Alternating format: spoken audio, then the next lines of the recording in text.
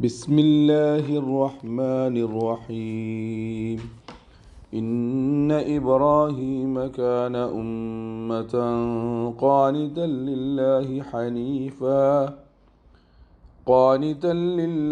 حنيفا ولم يك من المشركين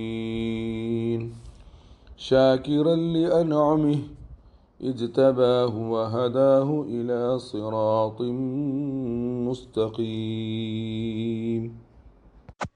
പരമകാരുണികനും കരുണാവാരിധിയുമായ അള്ളാഹുവിൻ്റെ നാമത്തിൽ.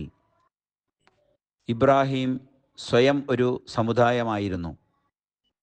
അദ്ദേഹം അള്ളാഹുവിന് വഴങ്ങി ജീവിക്കുന്നവനായിരുന്നു, ചൊവ്വായ പാതയിൽ ഉറച്ചു നിൽക്കുന്നവനും. അദ്ദേഹം ബഹുദൈവ വിശ്വാസികളിൽ പെട്ടവനായിരുന്നില്ല.